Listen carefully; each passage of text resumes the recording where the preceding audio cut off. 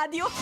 Eh sì, da quest'anno dove c'è radio c'è DAB. Ascolta le tue radio preferite con il suono perfetto della Digital Radio e scopri tanti contenuti extra. Sì, però svegliati, Dibidi dobidi dab.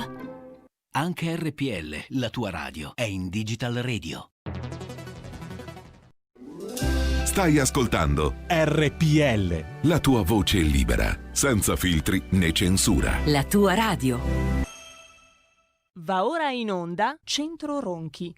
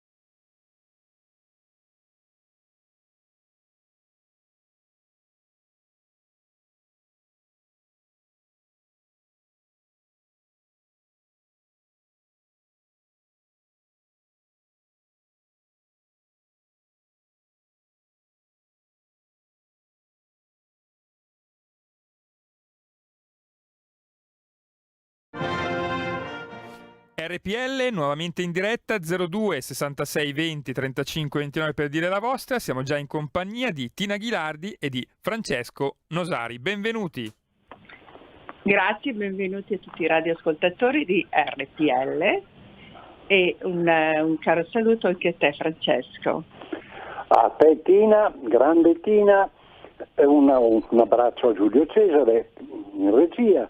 Un salutone grande a tutti i nostri 14 radioascoltatori, compreso ovviamente il gatto Gregorio, la nostra star.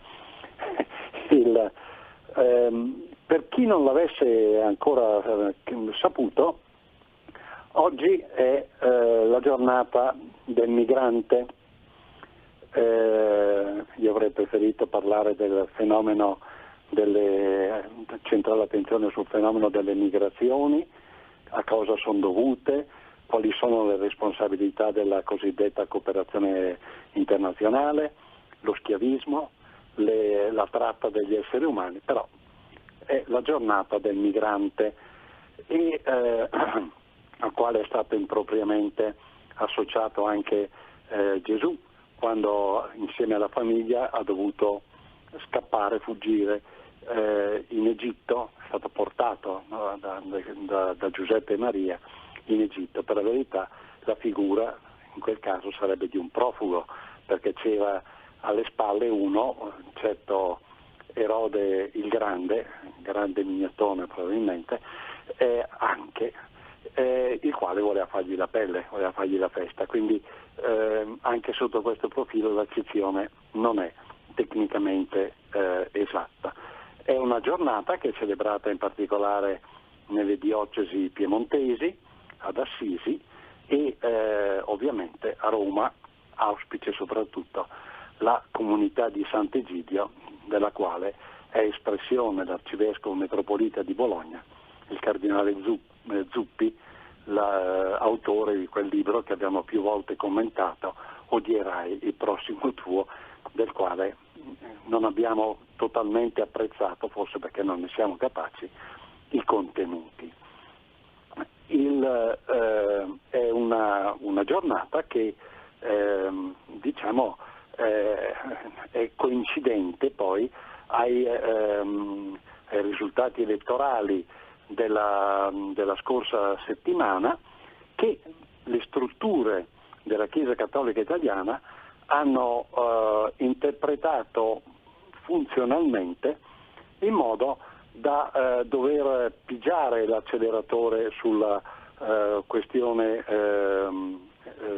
migrazione, e questo secondo me è interessante sotto diversi aspetti, questa accelerazione. Una questione che è diventata ormai insieme all'ecologia, che è quasi una nuova teologia, e insieme al dialogo interreligioso, che è visto come una via, a nostro avviso, ideologica e utopica, una via verso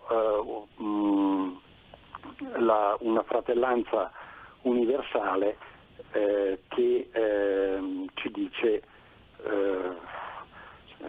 quasi ci sta a indicare che la salvezza dipende dall'uomo, anziché dalla finale volontà di Dio, del Signore Dio. E questa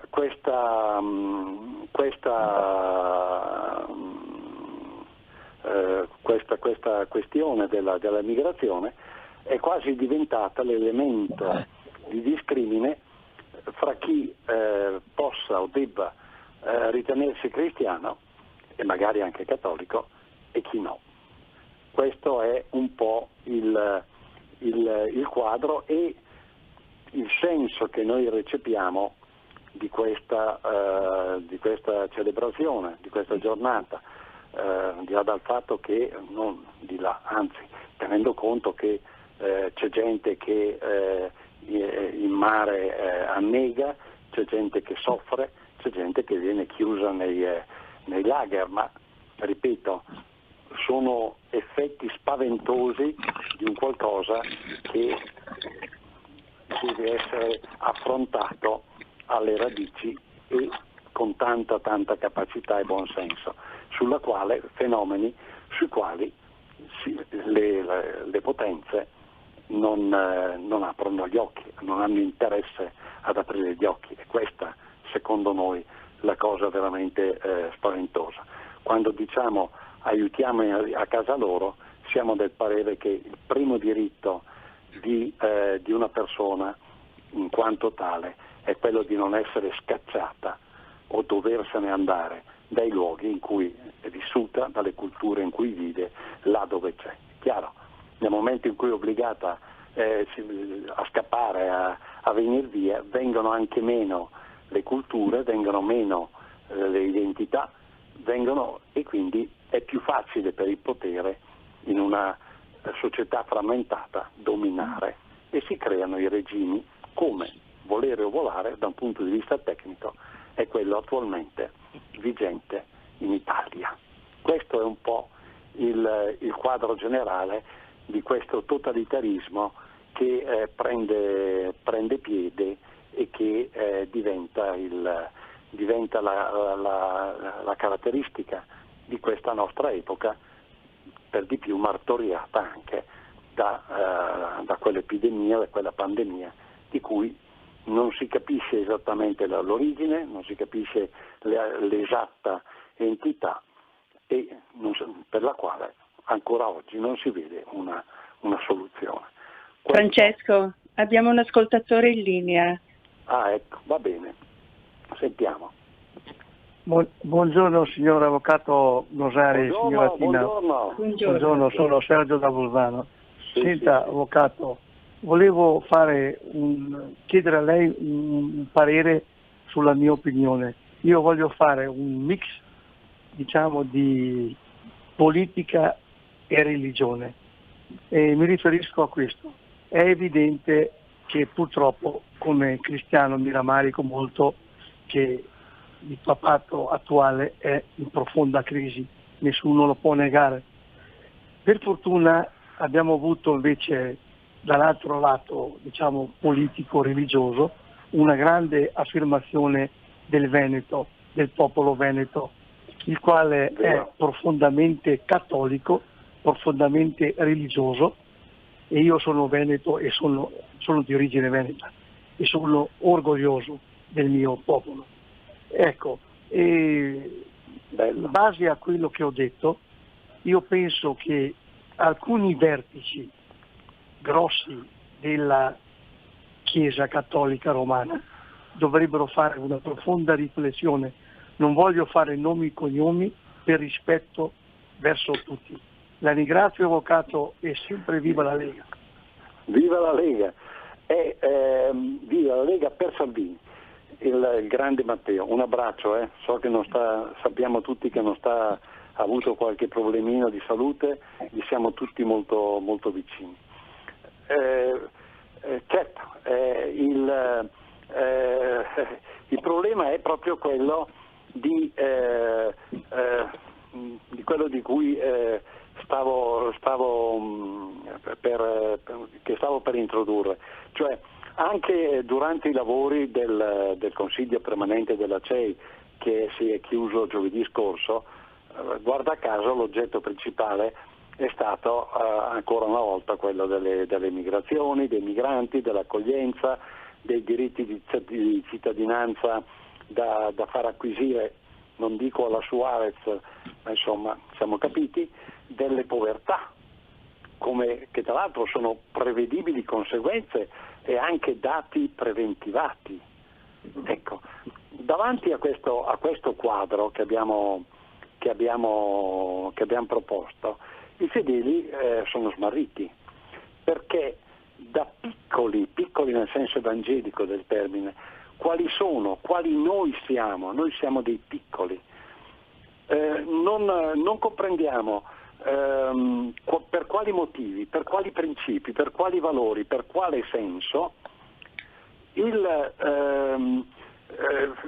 quanto è stato nei secoli precedenti tradotto in convenzioni semplificate, in costumi che fino a non molto tempo fa ci venivano, quel quantum ci veniva inculcato come diretto portato degli articoli di fede.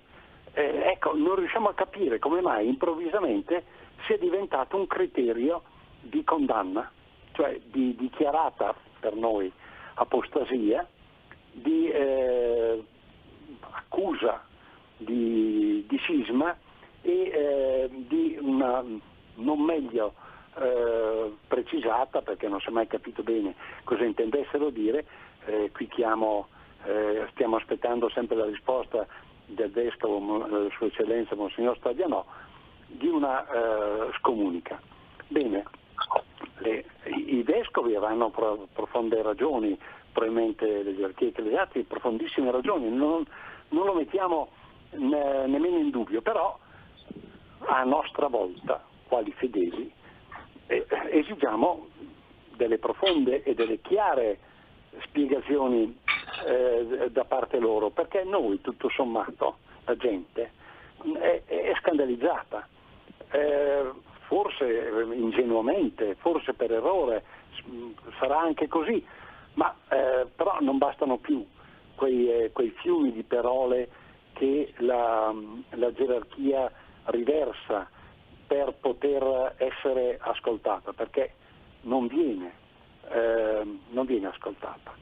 E lo stile del fiume di parole è quello dei media del regime attuale, e è quello, per richiamare l'Evangelo, dei pagani, così dei pagani del Vangelo. Ora, la chiarezza in questa questione, soprattutto rispetto allo smarrimento, allo scandalo che è per i piccoli come noi, credo sia un elemento che vada affrontato con serietà, perché il disagio è palese, l'ha detto anche il cardinale Marc Houillet, che è il prefetto della congregazione dei Vescovi, il quale venerdì scorso, all'apertura dei lavori del Consiglio delle Conferenze Episcopali Europee, ha fatto una constatazione molto semplice.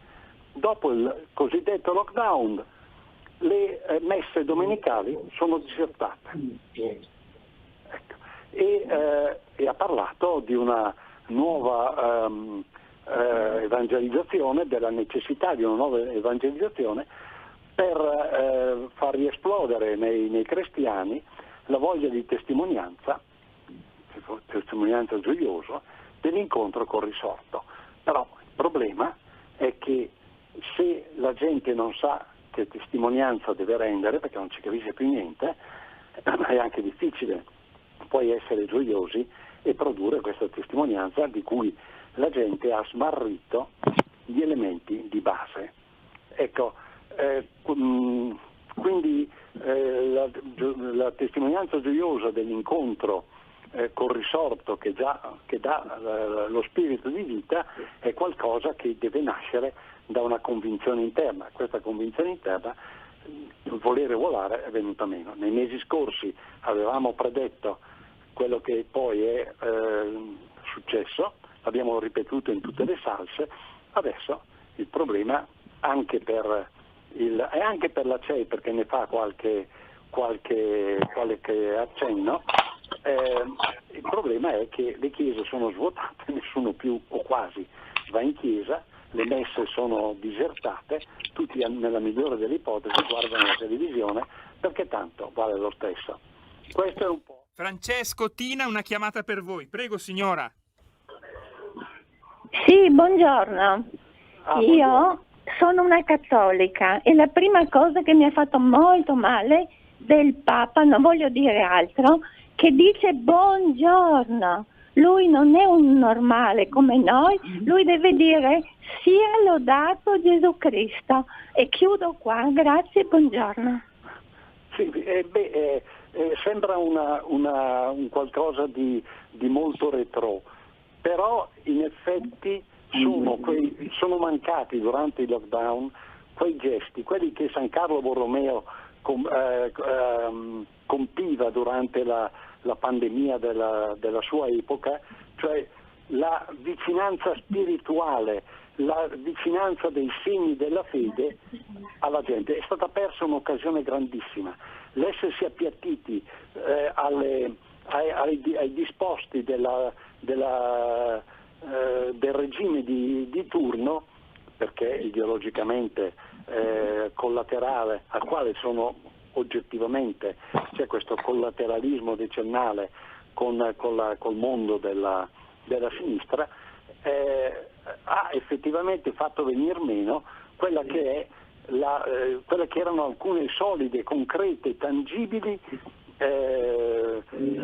occasioni di nutrimento spirituale. Alcuni sacerdoti, tanti magari l'hanno fatto, ma la maggior parte non l'ha fatto. Questo senso di disagio, ecco, vorrei sentire Tina, proprio perché questo senso di disagio è lei come amministratore pubblico, come assessore alla Municipalità 7 di Milano, lei lo tocca, perché tra l'altro è una persona attivissima, tu Tina sei tutto il giorno in mezzo alla gente, ti dai da fare da matti, ecco, è un qualcosa che, come l'hai avvertito, lo senti questo disagio o non lo senti? C'è Allora, o non c'è?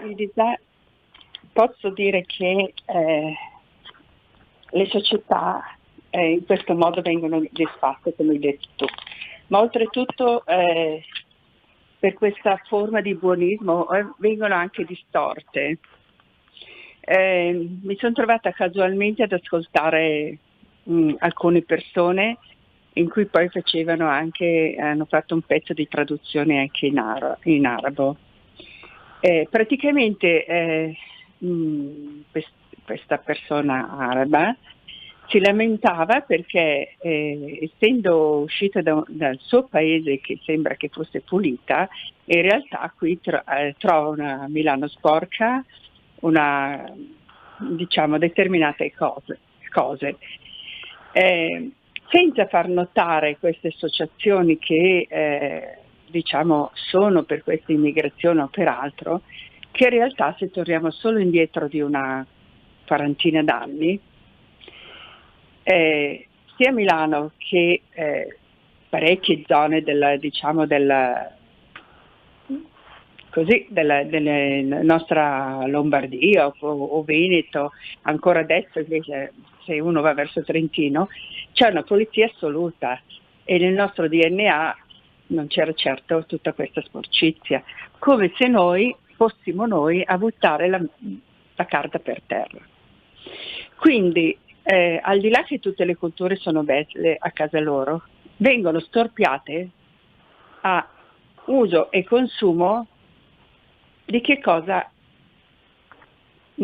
saprei dire, che cosa serve per far apparire ciò che gli altri è tutto bello, mentre noi probabilmente non abbiamo mai saputo che eravamo noi le persone che producono questa mancanza di civiltà.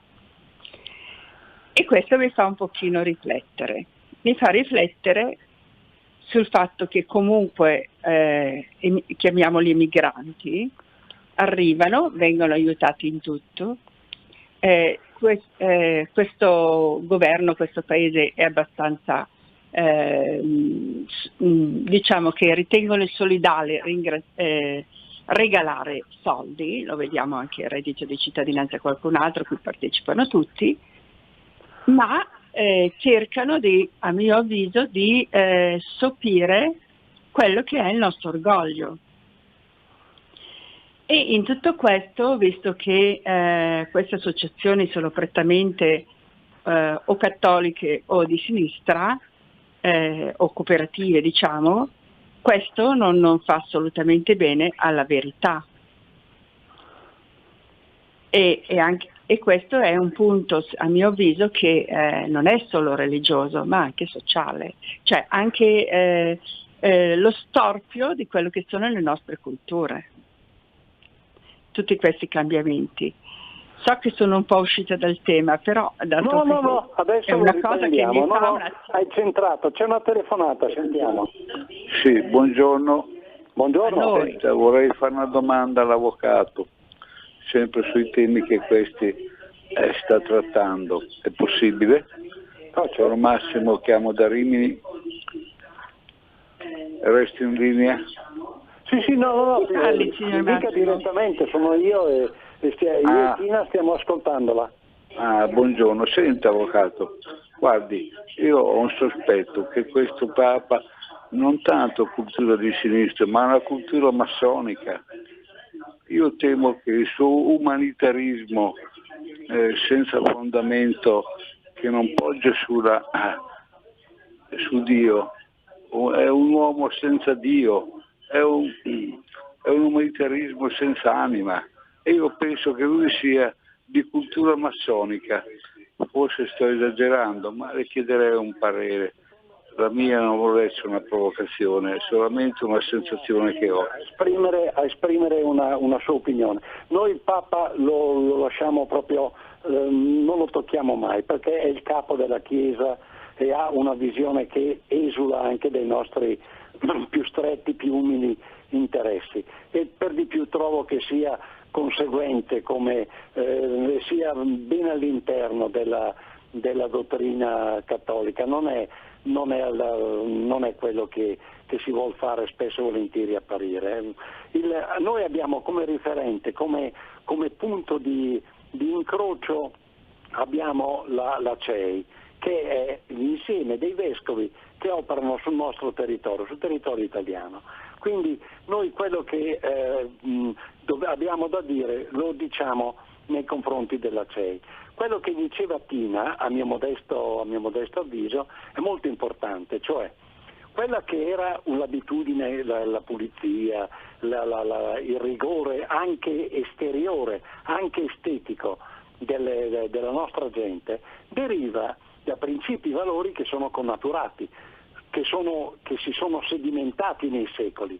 Ora, il problema è che addirittura un arabo, una persona probabilmente, che ne so, egiziana, tunisina, algerina, che viene da quelle terre e trova disordine, senso di sporcizia. No, attenzione Francesco, sì? Era gli italiani che lo dicevano e l'arabo che lo traduceva.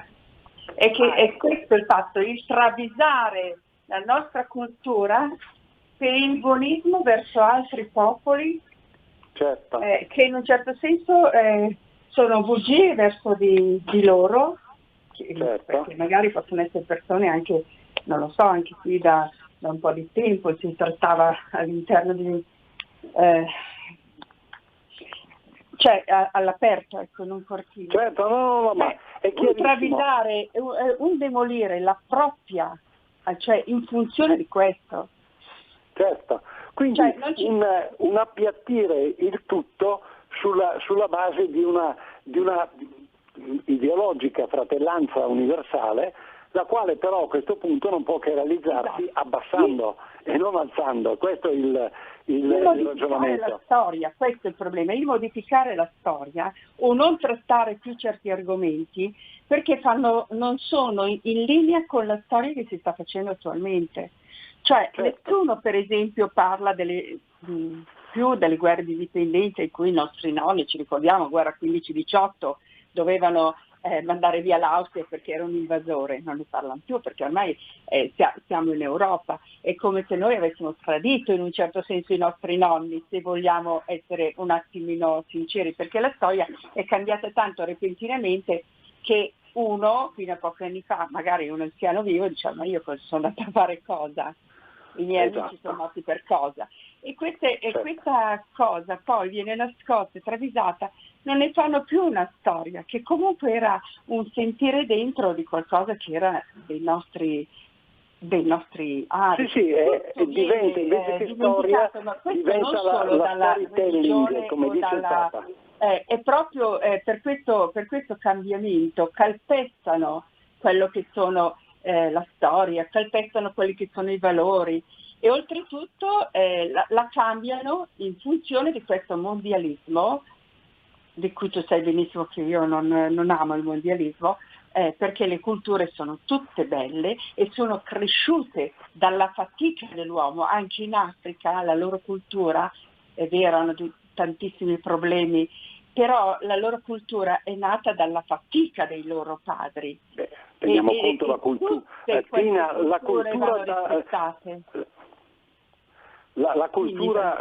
Ci sono culture africane sotto il profilo artistico che hanno anticipato di molto le conquiste artistiche dell'europa.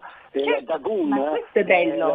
È qualcosa di spettacolare, qualcosa di incredibile. Quindi e questo perché non riconoscono più le loro e non riconoscono nemmeno le nostre. E quindi è tutto, quando una bugia viene ripetuta all'infinito, quella bugia diventa verità. Certo. Non so se qualcuno ci fa caso. No, è chiarissimo. Una bugia che si riferisce all'infinito, quella diventa verità. Ed è questo che non è giusto. Mi dice Giulio Cesare che siamo alla fine, purtroppo. Quindi ecco, la domanda che vorrei fare ai vescovi è questa: ma in definitiva, scusate, l'identità cristiana e cattolica oggi per un popolo smarrito in cosa consiste? Perché voi dite, avete colpito la burocrazia, avete detto che i mali sono la burocrazia e l'oppressione burocratica e il sistema mafioso sostanzialmente. Però la domanda è, nel momento in cui vi appoggiate a un'ideologia, o comunque siete collaterali a un'ideologia di sinistra che fa del burocratismo l'elemento costitutivo, come ci si fa a lamentare dell'eccessiva e dell'opprimente burocrazia? In cosa consiste l'identità oggi per noi del cristianesimo e del cattolicesimo? Sono domande che il popolo vi pone e alle quali con chiarezza e non con tante parole occorre rispondere. Io saluto tutti, un abbraccio e abbraccio anch'io. Forza Matteo grande, rimettiti in forma che sei forte. Ma io vedo che Matteo sta bene, non ha avuto cose e quindi una arrivederci domenica. Avete ascoltato